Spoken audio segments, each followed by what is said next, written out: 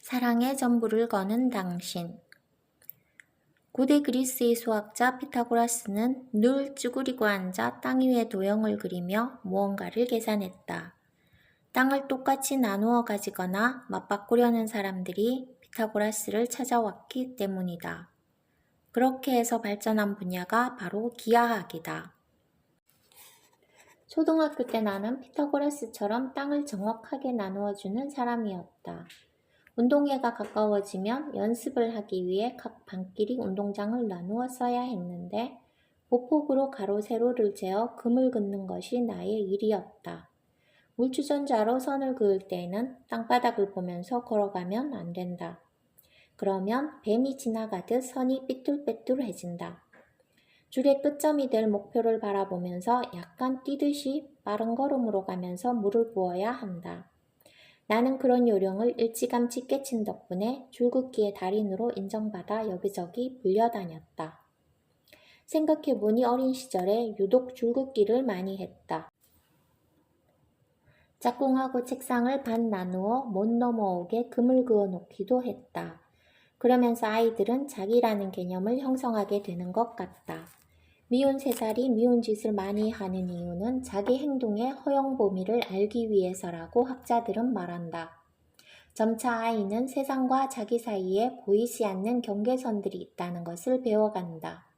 좀 더 자라 여러 사람들과 관계를 맺게 되면서 아이는 어느 선까지 자기 주장을 해야 하는지 조금씩 익히게 된다. 그러는 동안 나라는 경계가 만들어진다. 성인이 되면 오히려 경계를 허무는 일에 주력한다. 계속해서 선 안에 있기만을 고집하고 선 밖을 인정하지 않으면 어린아이 같다는 말을 듣기 십상이다. 그러나 경계를 넘나든다고 해서 내가 완전히 사라지는 것은 아니다. 오래도록 쌓은 내공 덕분에 줄을 긋지 않고도 자기 영역을 확실히 지킬 수 있는 단계에 이르렀을 때 비로소 어른다운 어른이 되는 것이다. 자신의 전부를 사랑에 건 여자 카미유 클로델.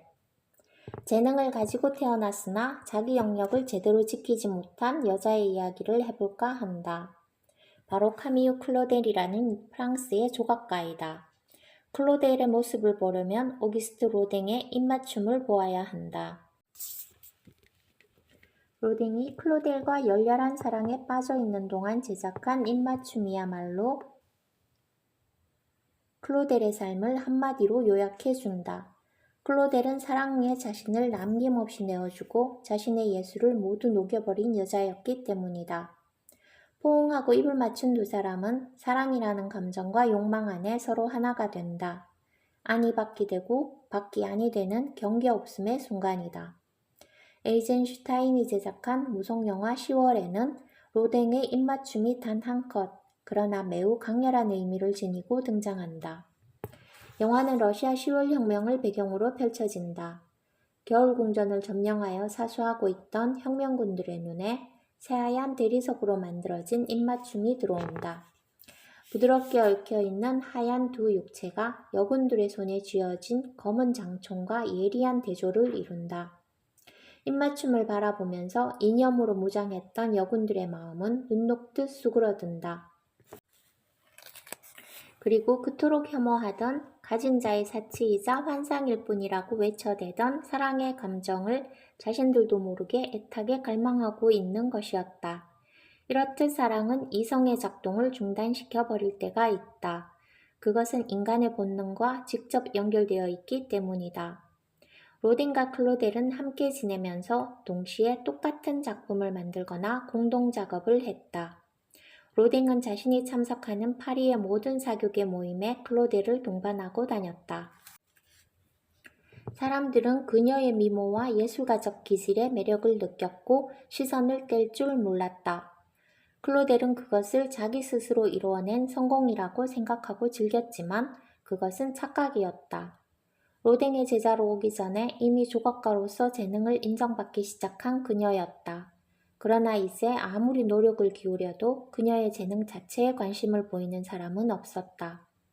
거대한 스승 로댕의 그늘 아래 그녀의 존재는 완전히 가려져 있었던 것이다.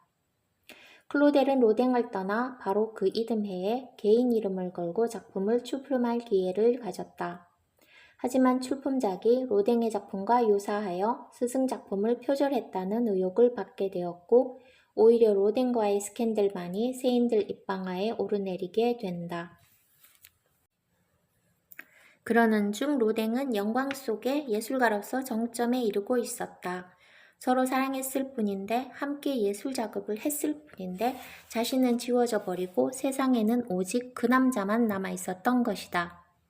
로댕에 대한 감정은 피해망상증으로 바뀐다. 로댕은 나에게 독약을 주었어요. 그와 나누었던 달콤한 입맞춤이 곧 파멸의 독이었던 것이다. 클로델은 이후 정신병원에서 30년을 보냈다. 내 삶이 어찌 이럴 수 있나요? 하고 날마다 절규하다가 결국 그곳에서 쓸쓸히 죽음을 맞이했다.